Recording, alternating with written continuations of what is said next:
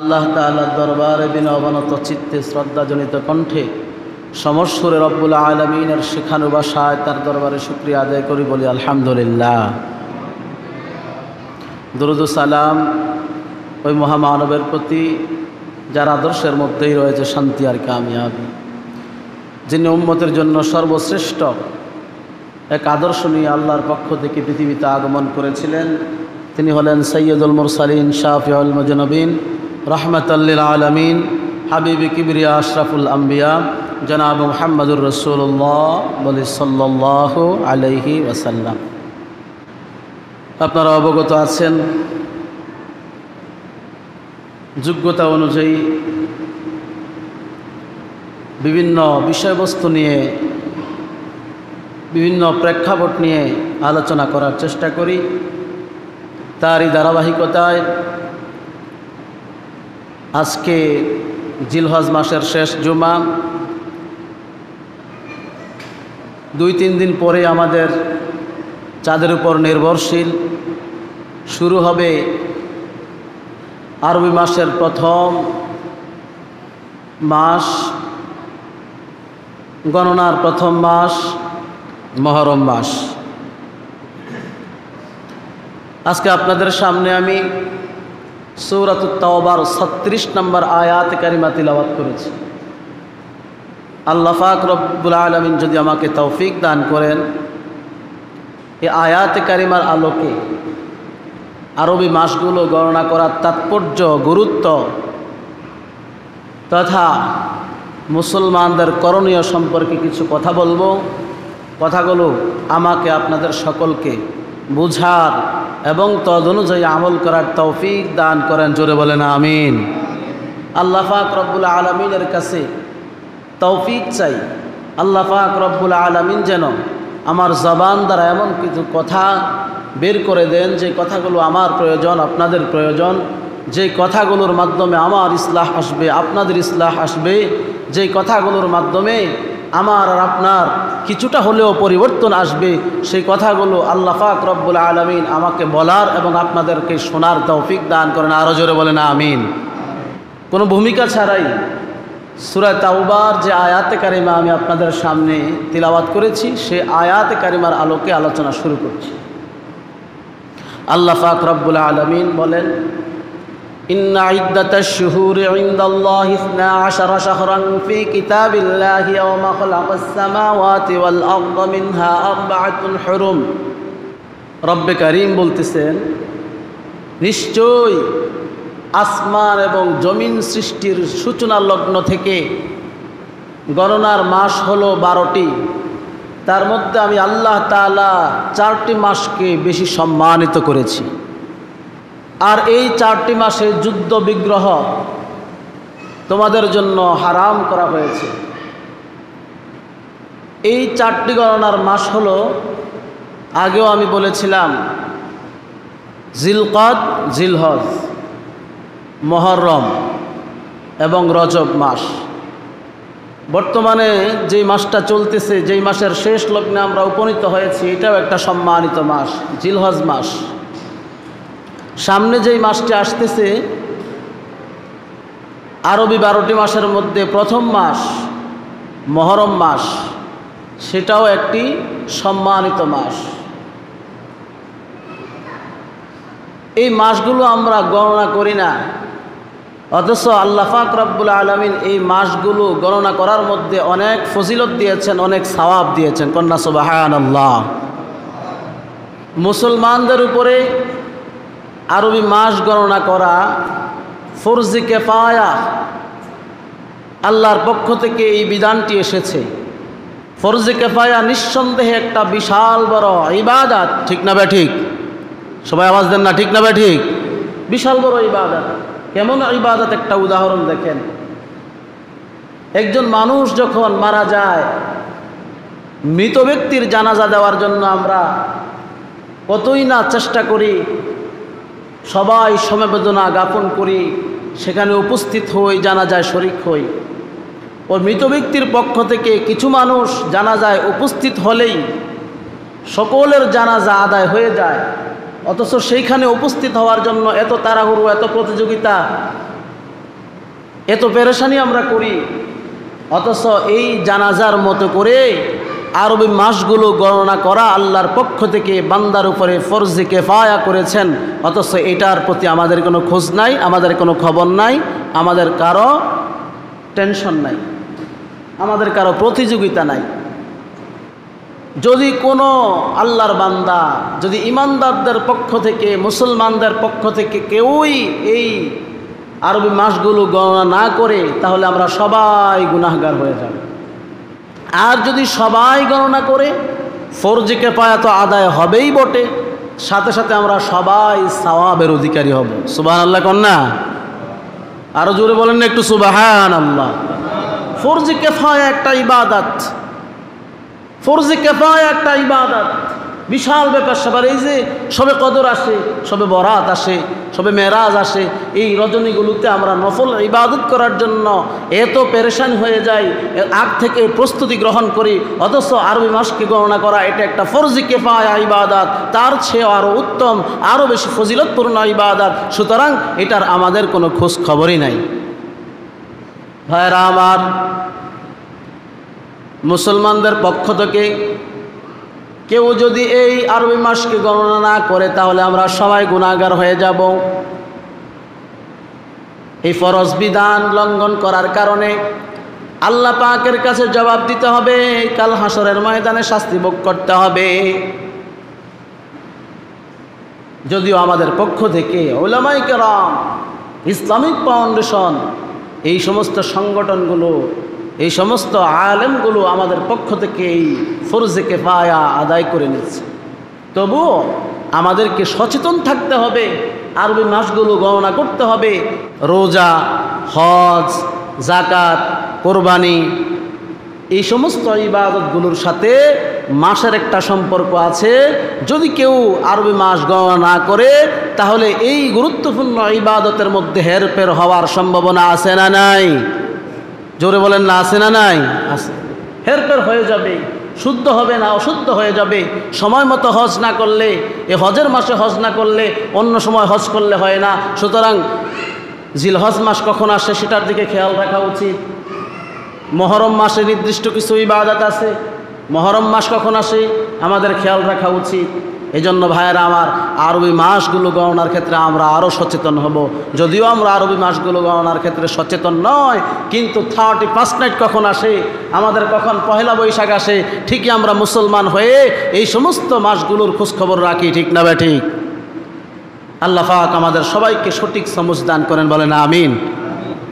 মুআজ্জাজ মুহতারাম, আলোচনা দীর্ঘায়িত করব না, সামনে অনেক কথা, গুরুত্বপূর্ণ কথা বলতেছিলাম। ভাইয়ারা আমার,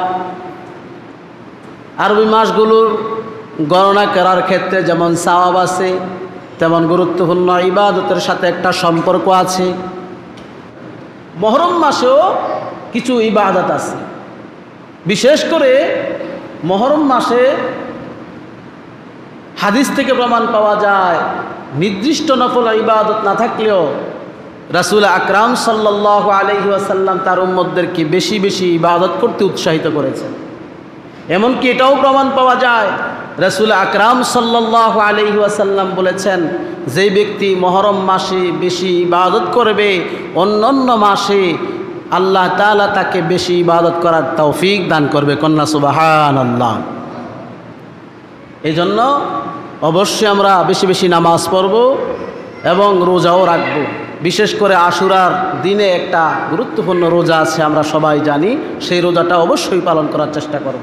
এটার ফজিলত নিয়ে সামনে আবার আলোচনা আসবে ইনশাআল্লাহ। এছাড়া আশুরার দিনে আরেকটা ইবাদত আছে। আশুরার দিন 10ই মুহররম সাধ্য অনুযায়ী ভালো খাবার দাবারের একটা ব্যবস্থা করা। রাসূল আকরাম সাল্লাল্লাহু আলাইহি ওয়াসাল্লামের হাদিস দ্বারা প্রমাণ পাওয়া যায়, কেউ যদি সাধ্য অনুযায়ী মুহররম মাসের 10 তারিখ 10ই মুহররম ভালো খাবার দাবারের আয়োজন করে, আশা করা যায় আল্লাহ পাক রব্বুল আলামিন অন্যান্য মাসগুলোতেও তাকে ভালো খাবার দাবারের তৌফিক দান করবেন। সুবহানাল্লাহ। এই জন্য ভাইয়েরা আমার, আমরা পয়লা বৈশাখে আয়োজন করতে যাই, যুবক ভাইয়েরা 31st নাইটের আয়োজন করতে যায়, এই সমস্ত গুনার কাজ করে, অথচ এই আমাদের মুহররম মাসের নির্দিষ্ট যেই সওয়াবের কাজ, এগুলোর কথা আমরা জানিও না। জানতে হবে, মুসলমানদেরকে সচেতন হতে হবে। বলতেছিলাম ভাইয়েরা আমার, এজন্য মুহররম মাস সামনে আসতেছে, আমাদেরকে সচেতন হতে হবে। এই ইবাদতগুলো আমরা অবশ্যই করব। বেশি বেশি নফল ইবাদত, বেশি বেশি নামাজ রোজা, বেশি বেশি দান সদকা সহ 10ই মুহররম আশুরার দিনে ভালো খাবার দাবারের একটা ব্যবস্থা করার দরকার। রাসূল আকরাম সাল্লাল্লাহু আলাইহি ওয়াসাল্লাম বলেছেন, তুমি যদি ভালো কাজ করতে না পারো, ইবাদত বেশি করতে না পারো, অন্তত তুমি গুনাহ থেকে বেঁচে থাকো। গুনাহ থেকে বেঁচে থাকলেও আল্লাহ পাক রব্বুল আলামিন তোমাকে নাজাতের একটা ফয়সালা করে দিবেন। সুবহানাল্লাহ। এজন্য ভাইয়েরা আমার, আজকাল দেখা যায় আমরা তো বেশি বেশি ইবাদত বন্দেগী করতে পারি না, বরং আমরা গুনাহ থেকে বাঁচারও চেষ্টা করি না, গুনাহ থেকে বাঁচারও চেষ্টা করি না। অথচ এই মুহররম মাস চলছে, জিলহজ মাস, জিলকদ মাস, এই মাসগুলো সম্মানিত মাস। এমন সম্মানিত রাসূল আকরাম সাল্লাল্লাহু আলাইহি ওয়াসাল্লাম প্রথম যুগে তার জীবদ্দশায় এই 4টি মাসে যুদ্ধ বিগ্রহকে হারাম করেছেন। যখন রাসূল সাল্লাল্লাহু আলাইহি ওয়াসাল্লাম দেখলেন, যখন রাসূল সাল্লাল্লাহু আলাইহি ওয়াসাল্লাম উপলব্ধি করলেন যে মুশরিকেরা এই সুযোগে এই যুদ্ধ বিগ্রহ নিষিদ্ধের মাসে মুসলমানদের উপর অত্যাচার করছে, তখন রাসূল সাল্লাল্লাহু আলাইহি ওয়াসাল্লাম তাদের সাথে যুদ্ধ করার আবার অনুমতি দিলেন, অর্থাৎ এই নিষিদ্ধ সময়টাকে কিছুটা শিথিল করলেন মুশরিকদের সাথে লড়াই করার জন্য। অথচ আজকাল দেখা যায় মুসলমানের পিছনে লেগে আছে, কাফের মুশরিকরা ওই দিক থেকে মুসলমানদেরকে নির্যাতন করতেছে, মুসলমানদের ভূমি দখল করতেছে। আপনি দেখেন না আজকে ফিলিস্তিনের জমিনে আমার ফিলিস্তিনের মা বোনেরা, ভাই বাবারা, শিশুরা কিভাবে নির্যাতিত হচ্ছে। গাজায় অধিকাংশ জায়গায় অবৈধভাবে ইসরায়েল বসতি স্থাপন করেছে। আজকে এই ফিলিস্তিনের জমিনটা রক্তে লাল হয়ে গেছে, আমাদের কারো খবর নেই। মুসলিম দেশগুলো তার বিরুদ্ধে কোনো ব্যবস্থা তো নিচ্ছেই না, সাধারণ মানুষেরাও আমরা কোনো ভ্রুক্ষেপ নাই, আক্ষেপ নাই। আজকে ইসরায়েলের পণ্যগুলো আমরা বয়কট করার কথা বলি, কিন্তু আমরা মুসলমানরা আবার এটা বয়কট করা দূরের কথা, এটাকে সাদরে আবার গ্রহণ করছি। আমাদের কোনো সাধ্য নাই, আপনার এতটুকু সাধ্য আছে, অন্তত ঈমানের দাবিতে আপনি এতটুকু কাজ আপনি করেন, ইসরায়েলি পণ্যগুলোকে বয়কট করেন। বিশেষ করে কোকাকোলা, এই কোকাকোলা দেখতেছেন, এই কোকাকোলা আসলে কোনো ইসরায়েলি পণ্য আমরা মনে করতেছি একটা সফট ড্রিঙ্কস। এটা সফট ড্রিঙ্কস মনে করলে হবে না, যদি ঈমানি চেতনা আপনার আমার মধ্যে থাকে মনে করতে হবে এটা ফিলিস্তিন মা বোনদের রক্ত, ভাই বাবাদের রক্ত, ঠিক না ভাই? ঠিক। সচেতন হতে হবে, এগুলোকে বয়কট করতে হবে। আজকে মুসলমানদের পিছনে মুসলমান লেগে আছে, কাফের মুশরিকদের সাথে যুদ্ধ বিগ্রহ হয় না, হয় মুসলমানদের সাথে। আজকে একজন অপরজনের ক্ষতি করার জন্য উঠে পড়ে লেগেছে। ভাইরা আমার, এই জন্য আল্লাহ রাসূল সাল্লাল্লাহু আলাইহি ওয়াসাল্লাম বলেন, তুমি যদি বেশি ইবাদত করতে না পারো, অন্তত গুনাহ থেকে বেঁচে থাকো। আল্লাহ রাব্বুল আলামিন হাসরের ময়দানে তোমাকে নাজাতের উসিলা বানায়া দিবে, নাজাতের একটা ফয়সালা করে দিবে। কিন্তু আজকাল দেখা যায় নামাজ নাই, রোজা নাই, এই ইবাদত বন্দেগী তো আমাদের মধ্যে নাই। বাস্তব সত্য কথাগুলো আপনাদের সামনে তুলে ধরছি। দোকানপাটে বসে গীবত শেকায়তের মতো জঘন্যতম গুনাহে আমরা লিপ্ত, ঠিক না ভাই? ঠিক। জোরে বলেন না একটু, ঠিক না ভাই? ঠিক। ভাইরা আমার, নামাজ নাই, রোজা নাই, সদকা নাই, কোনো ইবাদতের সাথে সম্পর্ক নাই। দোকানে বসে বসে গীবতের মতো মারাত্মক জঘন্যতম পাপের মধ্যে আমরা লিপ্ত আছি। গীবত এমন একটা রোগ, এমন একটা গুনাহ, হাদিসে এসেছে সকল কবিরা গুনার মূল সূত্র হলো গীবতের গুনাহ। এই গীবতের গুনার মাধ্যমে আল্লাহ তাআলাও অসন্তুষ্ট হয়, বান্দাও অসন্তুষ্ট হয়। গীবত তো আমরা সবাই জানি, কারো পাশ্চাতে অরনিন্দা করা, ভুল ত্রুটি চর্চা করা, এটাই তো গীবত। কেউ এই কথাটা শুনলে তার মনে আঘাত যাবে, এটাই তো গীবত। কিন্তু আজকাল দেখা যায় গীবতকে আমরা কোনো গুনাহই মনে করছি না। অথচ আল্লাহ রাসূল সাল্লাল্লাহু আলাইহি ওয়াসাল্লামের সাত ফরমান, গীবত এমন একটা গুনাহ, তুমি যদি নামাজ ছেড়ে দাও আল্লাহর হক নষ্ট করেছ। আল্লাহর হক নষ্ট করার কারণে আল্লাহ পাক রব্বুল আলামিন তোমাকে ক্ষমা করতেও পারে। আল্লাহকে সন্তুষ্ট করতে পারলেই তো তুমি জান্নাতি, আর আল্লাহকে অসন্তুষ্ট করলেই তুমি জাহান্নামী। যদি আল্লাহর হক ছেড়ে দিয়ে তুমি আল্লাহকে অসন্তুষ্ট করে তবে তুমি জাহান্নামী। তবে মনে রাখবা, এটা আল্লাহ ক্ষমা করলেও করতে পারে, কিন্তু বান্দার হক যদি তোমরা নষ্ট করো, এই গীবত শিকায়াত করা এটাও একটা বান্দার হক। বান্দার হক যদি নষ্ট করো, আল্লাহ রাব্বুল আলামিন বলেন, আমার সৃষ্টি এত সুন্দর, শ্রেষ্ঠ জীব মানুষকে সৃষ্টি করেছি, আমার এই সৃষ্টি নিয়ে সমালোচনা করছে, আমার আল্লাহ অসন্তুষ্ট হয়, কষ্ট পায়। যেই ব্যক্তির নামে গীবত করা হচ্ছে সেই ব্যক্তিও কষ্ট পায়। এজন্য আল্লাহ তাআলা ওই ব্যক্তি ক্ষমা করা ব্যতীত আল্লাহ তাআলা বান্দার এই গীবতের গুনাহকে ক্ষমা করবেন না। কিন্তু আজকাল দেখা যায় এটাকে আমরা গুনাহই মনে করি না। দোকানপাটে বসে আছি, একজনের মেয়ে বিবাহ দিবে, আসছে দেখতে, যাওয়ার সময় দোকানে খোঁজ নেয়, বলে ভাই অমুকের মেয়েটা কেমন, ভালো না খারাপ? হায় হায়, গাঙ্গে বাসায় দেন, এইখানে মেয়ে দিয়েন না। এরকম লোক সমাজে আছে না নাই? কথা বলেন না কেন? পুরো এই সমাজ মনে হয় একবারে সহিশুদ্ধ, খুব ভালো। এই সমস্ত লোক মনে হয় এই সমাজে নাই। আছে না নাই? জোরে আওয়াজ দেন না, আছে না নাই?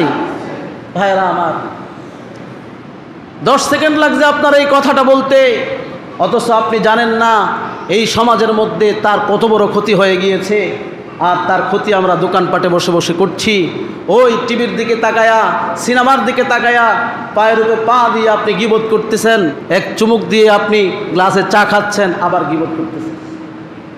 অথচ এমন জওয়ান লোকও দেখা যায় গীবত করতেছে সিনেমার দিকে তাকায়া তাকায়া, তার ঘরের বউ অন্য জায়গায় কাজ করতে গেছে, কিস্তির টাকা জোগাড় নাই, বসে বসে গল্প করতেছে, গীবত করতেছে।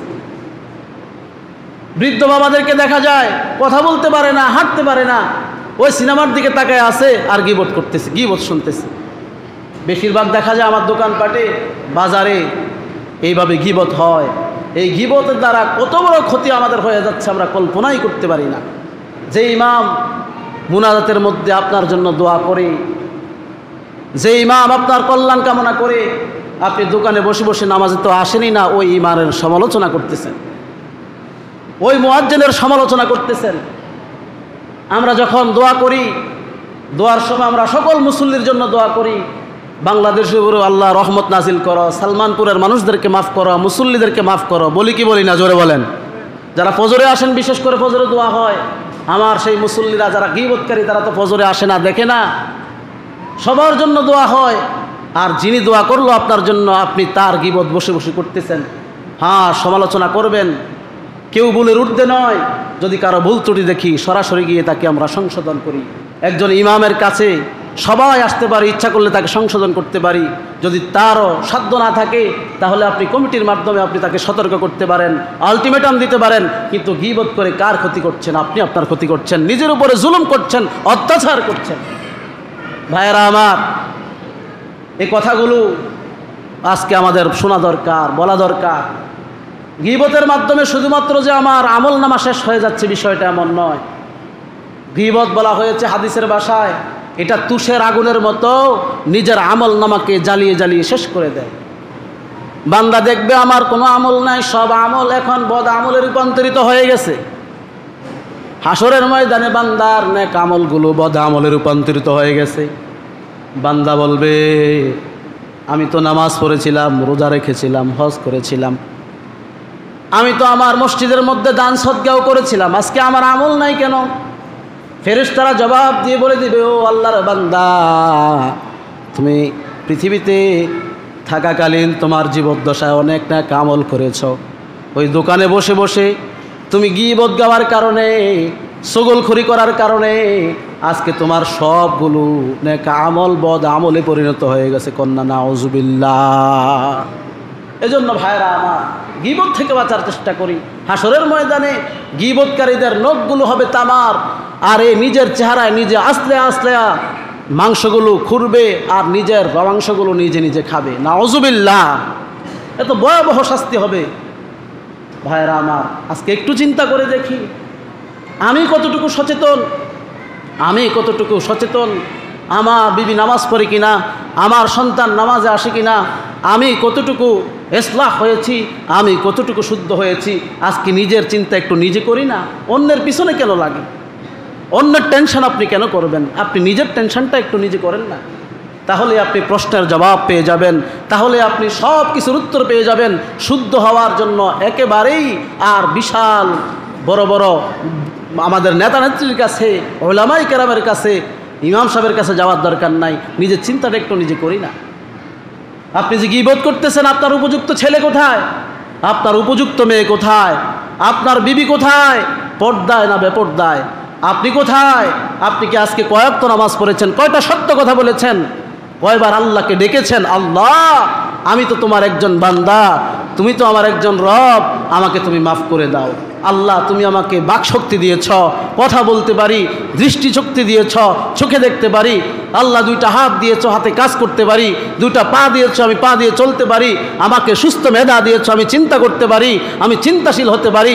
একটু চিন্তা করেন না, আমার মতো কত মানুষের এই সমস্ত নিয়ামতগুলো নাই। আজকে আল্লাহর কাছে একটু কৃতজ্ঞতা স্বীকার করেন না, সেজদায় পরে একটু কান্না করেন না, বলেন না আল্লাহ জীবনে অনেক গুনাহ করে ফেলেছি, আমাকে তুমি মাফ করে দাও। তুমি তো আমার একমাত্র রব, তোমাকে ছাড়া তো আমার আর কোনো দ্বিতীয় রব নাই। সুতরাং তুমি ফিরিয়ে দিলে আমরা কার কাছে যাব? আল্লাহ, আয় আল্লাহ তুমি তো বলেছ একজন ফকির যদি কারো কাছে কিছু চায় তাকে যেন ফিরিয়ে না দেওয়া হয়। আমরা তো এমন ফকির, তুমি আমাদেরকে ক্ষমা করা ব্যতীত আমাদের দ্বিতীয় আর কোনো বাদশা নাই, রব নাই, তুমি আমাদেরকে ফিরিয়ে দিও না। একদিনও কি এইভাবে আল্লাহর কাছে বলেছেন, আল্লাহ আমি আমার গুনাহের জন্য অনুতপ্ত, অনুশোচনীয়, আল্লাহ আমাকে মাফ করে দাও? বলা হয় নাই। যদি এভাবে বলতে পারতেন, আমার রব আমাকে অবশ্যই অবশ্যই মাফ করে দিতেন। ঠিক না বেঠিক?